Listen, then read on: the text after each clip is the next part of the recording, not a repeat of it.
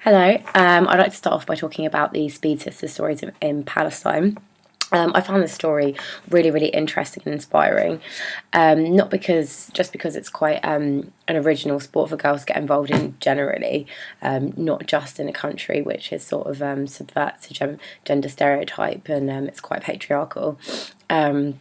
But the fact that they're the first female racing team in Palestine, and they're still pushing for sponsorship, and they're still pushing for wider recognition in their sport, I think that's a really great thing. If I were to revisit the story personally, I would like to get a bit more background information on these girls, what their lives are like. I like to go to their homes. I'd like to speak to their families, their loved ones, their boyfriends, their husbands, to see what they think of the women they love being involved in a sport which is very controversial for their gender, whether they're supportive, whether they're embarrassed that they're not sticking to gender stereotypes in the country. I'd like to see what life is like for them outside racing, to build a bit more of a personal portrait.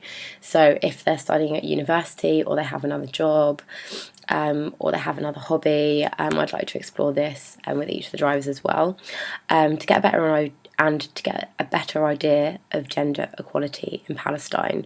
I'd like to visit some groups who protest for gender equality. I'd like to go to their meetings or any demonstrations they might be having, just to get a better idea of what the issue is actually like for them in their country. I think any underlying problems, as well as the obvious one of the ongoing conflict in Palestine, the girls are obviously quite irritated by this, as they did mention that constantly having to stop at checkpoints sometimes hinders them getting to races on time, therefore they might not be able to participate. Also, I think it's quite poignant the fact the girls that say that doing the racing driving makes them feel free. I think this is quite a big statement, because it's as if they only feel comfortable and they only feel like they can be themselves inside a car. So it must speak volumes about what life is actually like to be a woman in Palestine.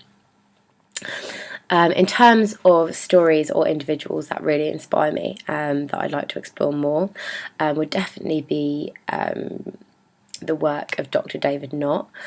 He's earned himself the nickname of the Indiana Jones of war volunteering. I'm not sure if you're familiar with his work. Just to tell you a bit more about him, for the last 20 years, Dr Nott has been given up 6 weeks unpaid leave to volunteer in war-torn countries and offer his medical skills to help out in the situation. He sort of came to public recognition about 5 years ago, when he was in the Democratic Republic of Congo. He saw a young teenage boy in the ward who had an infected arm, as somebody tried to amputate it, and it was getting infected. David didn't specialise in this type of surgery, but he really, really wanted to help this 16-year-old boy. So he called up a friend at his hospital at home, who he knew specialised in amputation, and asked him if he think it could have been done. And he said, yes, I will text you the step-by-step instructions.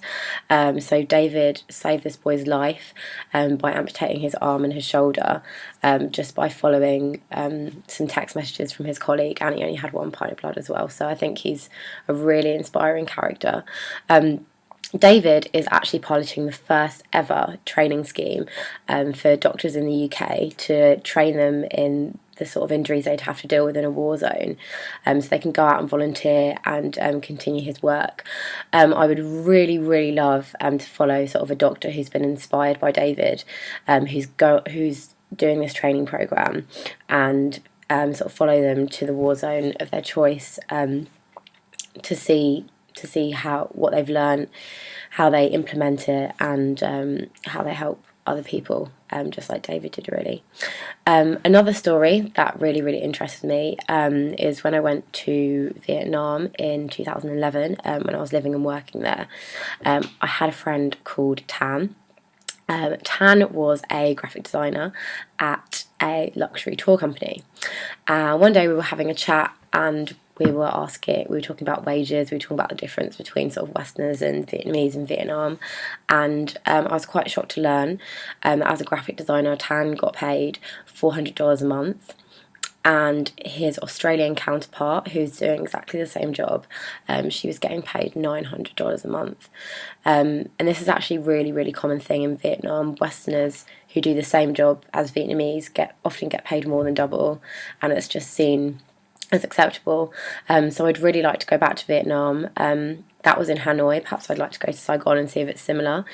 Speak to some Vietnamese and Westerners who are in the same profession, have similar jobs, and compare their wages, why they think Westerners seem to be more valued in the workplace than Vietnamese, even though they're sometimes more skilled.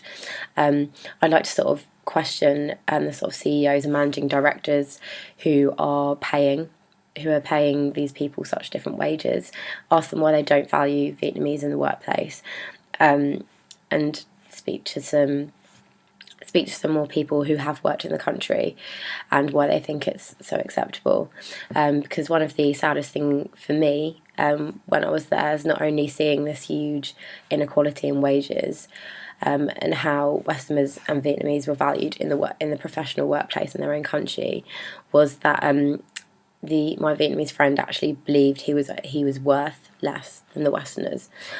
So I'd really like to explore this issue of sort of wage inequality and professional inequality in Vietnam if given the opportunity.